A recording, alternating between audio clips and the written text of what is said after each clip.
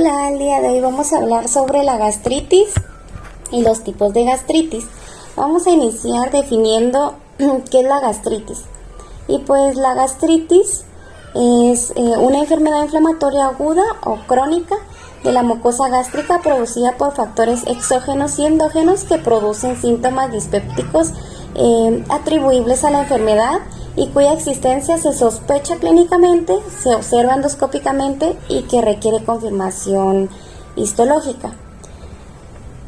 Dentro de la clasificación de la gastritis podemos clasificarla según su morfología en gastritis fúndica, que este tipo de gastritis afecta al fondo del estómago, que es la parte superior del estómago que se encuentra se encuentra al lado del estómago. También tenemos la gastritis antral.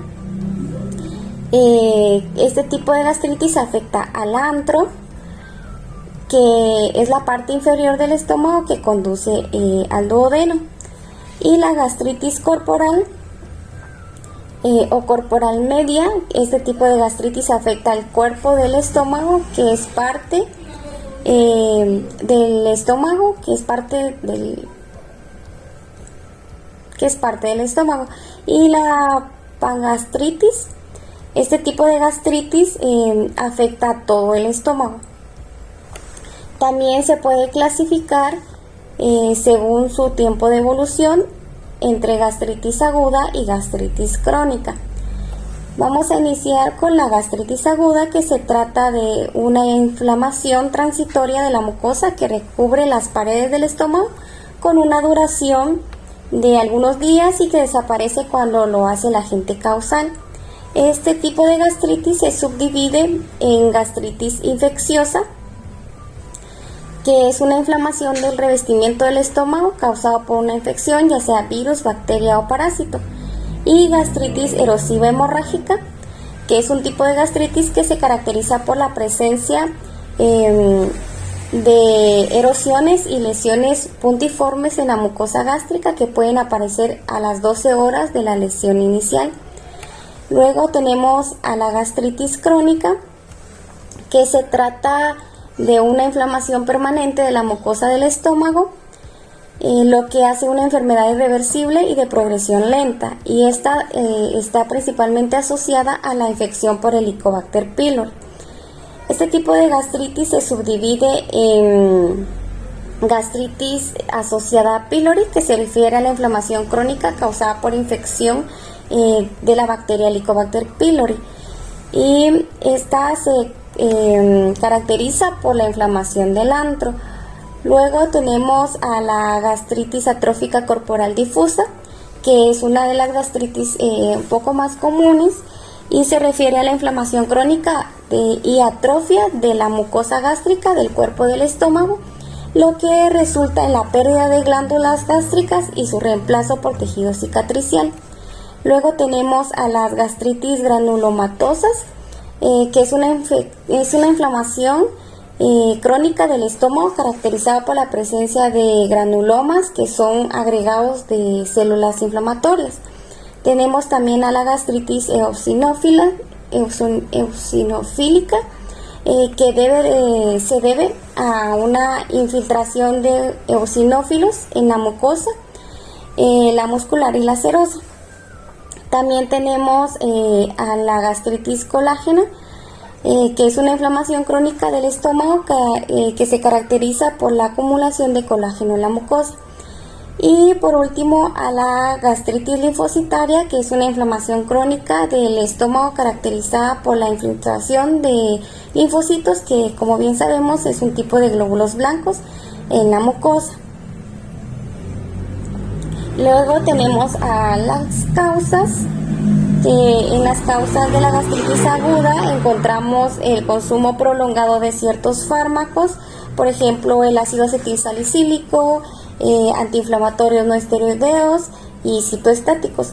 También tenemos la ingesta excesiva de alcohol, café y tabaco, la ingesta de comidas grasosas, el estrés también derivado de situaciones agudas o traumáticas, por ejemplo posoperatorios, También tenemos el consumo de sustancias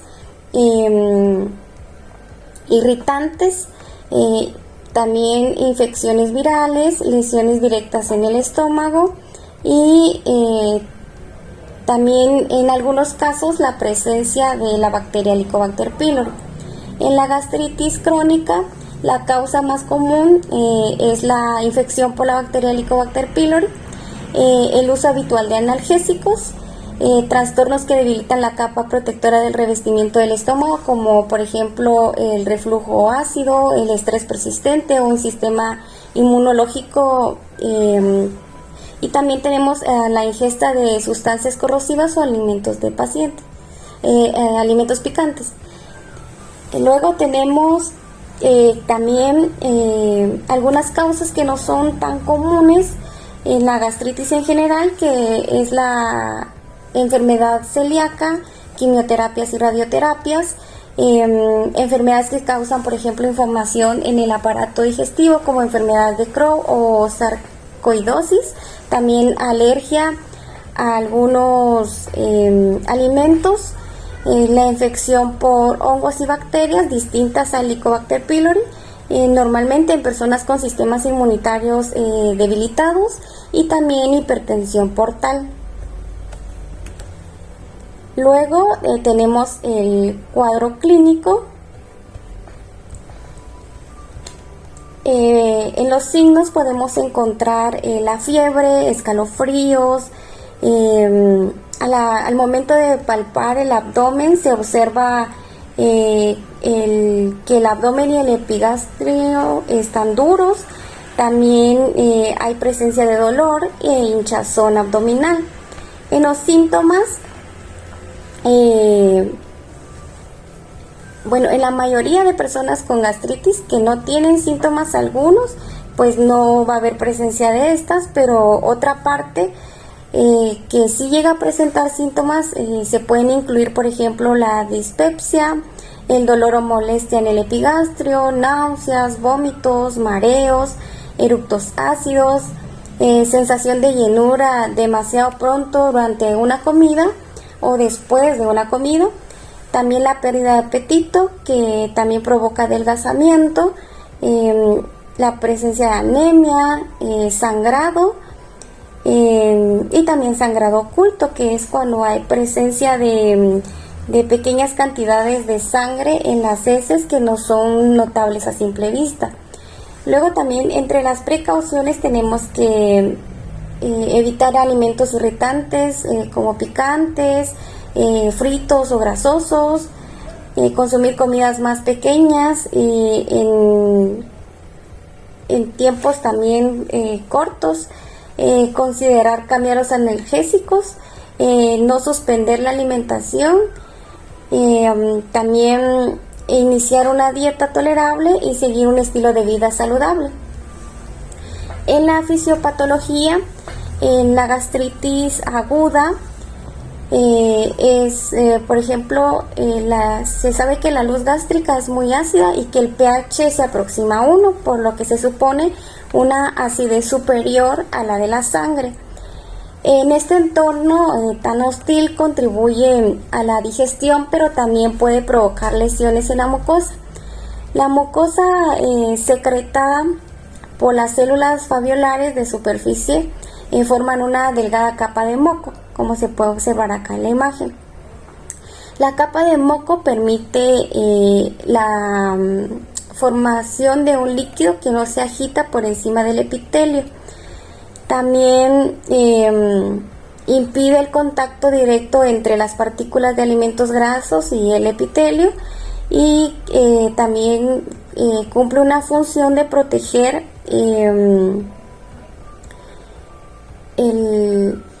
de protección más que todo. También hace que haya un pH neutro. Como consecuencia hay secreción de ion bicarbonato, y también el rico aporte vascular de la mucosa gástrica aporta oxígeno, nutrientes y bicarbonato, al tiempo que elimina el ácido que puede haber difundido de forma retrógrada hacia la lámina propia. Se puede producir una gastritis crónica o aguda tras la alteración de cualquiera de estas de estos mecanismos protectores. Por ejemplo, una reducción de la síntesis de mucina en ancianos se considera un factor que explica el aumento de susceptibilidad a la gastritis. También los antiinflamatorios no esteroideos, los AINE, pueden inferir en la citoprotección que en condiciones normales aporta la prostaglandina o reduce la secreción de bicarbonato, que por ejemplo estos factores, ambos que aumentan la susceptibilidad de la mucosa gástrica ante las agresiones. También la ingesta accidental o por intento suicida de sustancias químicas agresivas, sobre todo ácidos o bases, también provocan la lesión gástrica grave, principalmente por daños directos de epitelio y de las células estomacales de la mucosa. Las lesiones celulares también han sido implicadas en la gastritis secundaria al consumo excesivo, por ejemplo, de alcohol, también la administración por AINE, quimioterapia, radioterapias, consumo de tabaco. Luego tenemos la gastritis crónica, que bien se sabe que se debe a la infección por Helicobacter pylori.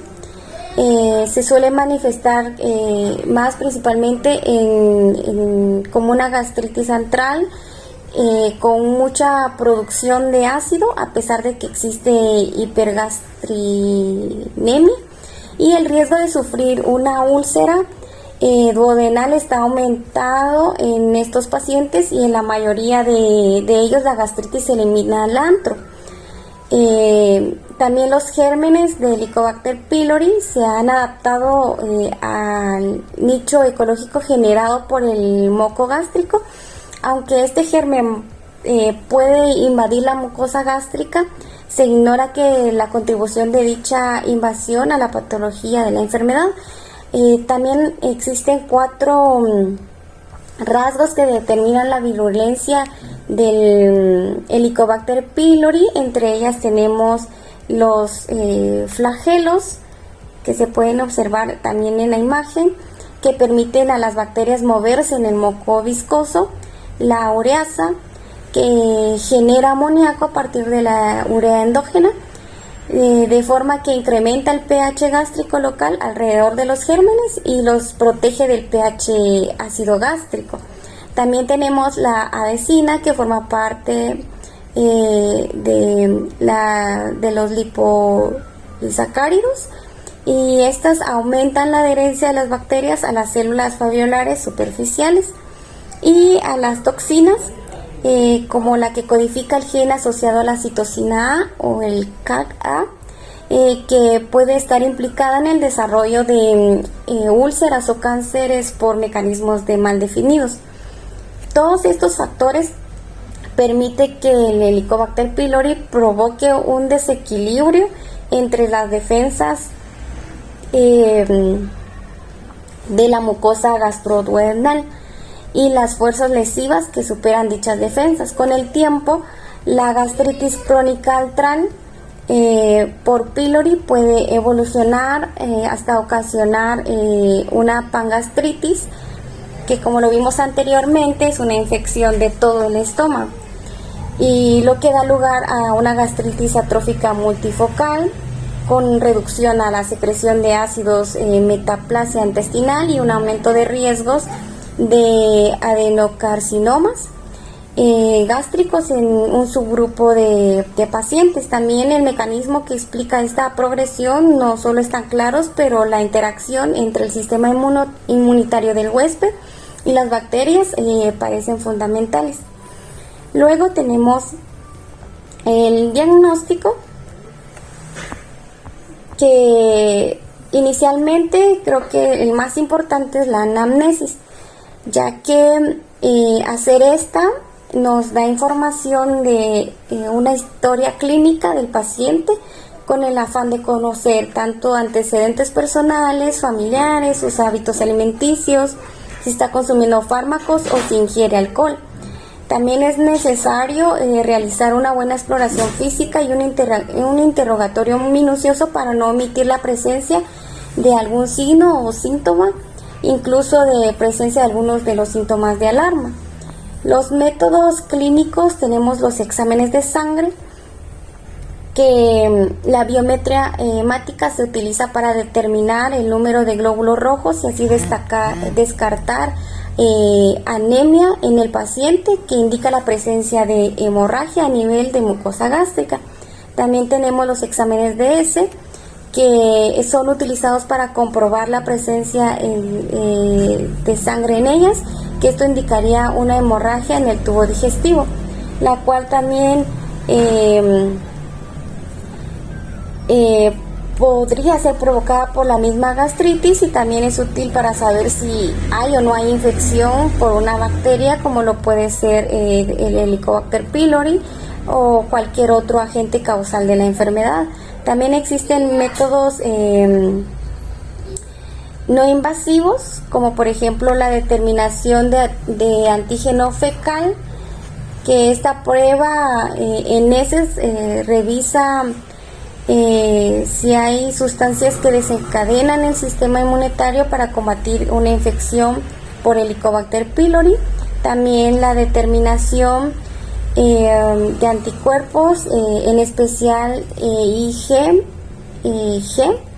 o inmunoglobulina C en orina, sangre y en saliva, que implica la identificación de estos anticuerpos en fluidos corporales distintos a la sangre, que también nos ayuda a determinar alguna presencia causal de dicha enfermedad. También tenemos el test de aliento con ureasa marcada con carbono 13 y carbono 14, y pues esta es una técnica de elección con el paciente principalmente en ayunas, ya que se administra un pretratamiento con ácido, luego una urea marcada con carbono 13 o carbono 14, y si el estómago está infectado, el Helicobacter pylori se degrada de urea a amonio y CO2, y esta pasa a la sangre y se elimina a través de la respiración. En casos de que no esté infectada, la urea no se degrada y es absorbida y posteriormente eliminada en la orina. También tenemos métodos no invasivos, como la de detección de Helicobacter pylori por histología mediante una toma de biopsia, detección de Helicobacter pylori por medio de cultivo, que evalúa la sensibilidad de los antibióticos y si ha fallado el esquema de tratamiento. También tenemos determinación por PCR, que puede realizarse a partir de la ureasa y que permite evaluar la presencia de bacterias y si estas son resistentes a claritromicina y o levofloxacino. En especial se usa cuando hay falla en terapias. También tenemos el test de ureasa rápido o test rápido de ureasa, que es una prueba que diagnostica de forma indirecta y se evalúa la presencia de enzimas ureasas en la biopsia gástrica, por lo que solo se detecta la infección activa y no la infección pasada. Y también en los métodos de gabinete, de diagnóstico de gabinete, tenemos la endoscopía.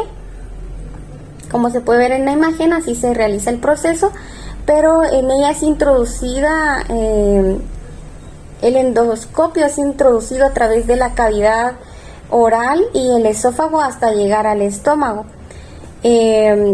Una vez que esté dentro del estómago, se revisa la mucosa gástrica para ver si hay presencia de lesiones que confirmen el diagnóstico de gastritis.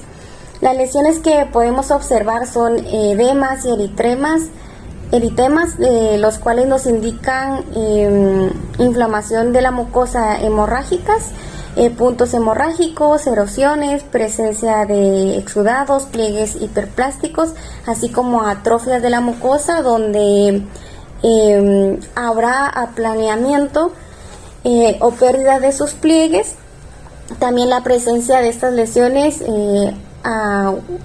también confirman el diagnóstico de gastritis. También la endoscopía es considerada el estándar de oro en el diagnóstico de esta enfermedad. También la toma de biopsia es muy importante. Con ella se confirma el diagnóstico histológico de gastritis y se establece si no hay presencia de otras lesiones en la mucosa gástrica y nos dice si hay presencia de Helicobacter pylori. También tenemos otro método que son la de tránsito gastrointestinal, que este es un procedimiento en el cual el médico usa radiografías, fluoroscopías y un líquido calcáceo o blanquecido llamado bario para ver la parte superior del aparato digestivo del paciente, y el bario hará más visible la parte superior y en una radiografía. Los dos tipos de tránsito gastrointestinal son el tránsito gastrointestinal estándar, que se usa solo bario, y el doble de contraste, que se usa aire y bario para una visión más clara del revestimiento del estómago. También puede ayudar al médico a encontrar la causa del dolor abdominal. También puede mostrar cicatrices o úlceras.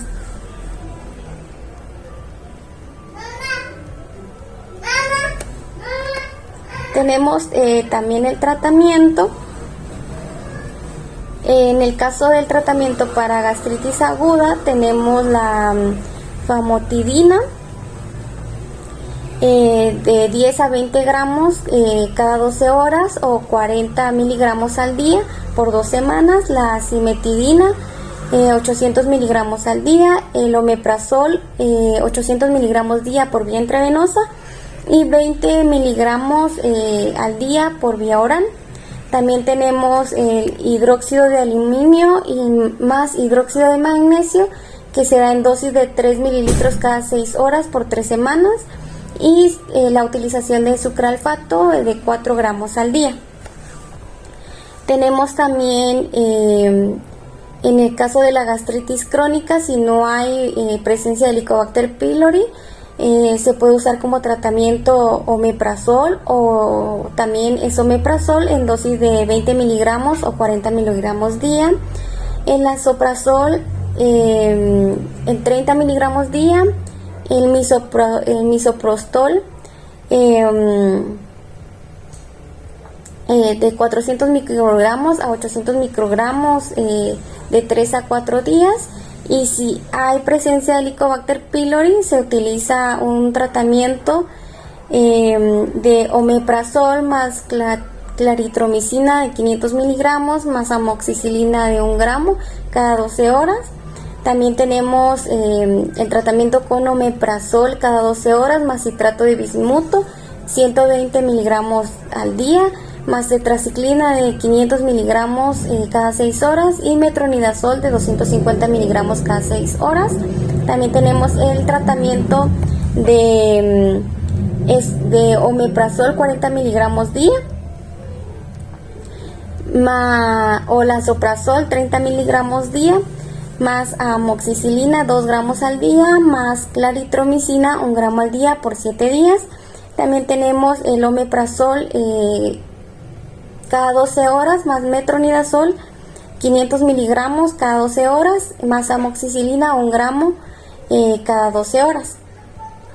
El pronóstico también tenemos incluido el tratamiento no farmacológico, que se puede observar que está la dieta, que es un pilar fundamental del tratamiento del paciente para evitar ingerir alimentos pesados o irritantes, que, como bien se decía anteriormente, puede ser un factor, y que también se toma como precauciones de no ingerir estos alimentos, pues este también es un tratamiento. Y también en el tratamiento se debe de tener también un control de la toma de medicamentos gastroselectivos de tipo ácido, como por ejemplo ácido acetilsalicílico o antiinflamatorios no esteroideos. Y también tenemos gastrectomía parcial o total, que es la cirugía que se utiliza para extirpar todo o parte del estómago. Si solo se extirpa una parte del estómago es una gastrectomía parcial, y si se extirpa todo el estómago se denomina gastrectomía total. En el pronóstico, en el caso de la gastritis aguda, la mayoría de los pacientes con esquema de tratamiento mejoran sus síntomas rápidamente, y hay algunos casos en donde no ocurre esto y será necesario extender el tratamiento, que no recibe medicamentos la enfermedad para evolucionar y a una úlcera, por ejemplo, o tener hemorragias digestivas altas, o incluso un cáncer gástrico. Estas complicaciones, como bien se sabe, puede provocar la muerte de la persona, pero puede, principalmente si hay tratamiento, el pronóstico es bueno, y si no hay tratamiento, tiene un alto riesgo de que el pronóstico sea malo y que se puedan padecer enfermedades como cáncer, que bien lo había mencionado. Y también tenemos, en el caso del pronóstico de la gastritis crónica, el pronóstico depende mucho de la causa y de la gravedad de la inflamación, y si no se trata, la gastritis crónica puede estar relacionada con patologías como enfermedades por reflujo gastroesofágico, úlceras gástricas, duodenales y cáncer gástrico. O sea que en los dos casos, si no hay tratamiento, pues puede haber padecimientos mayores. Y si hay tratamiento, en el caso de la gastritis aguda, hay un buen pronóstico, y si la causa de la gastritis crónica no es de una alta gravedad, también tenemos un pronóstico bueno. Estas son las referencias que utilicé, y muchas gracias por acompañarme en la explicación de este tema.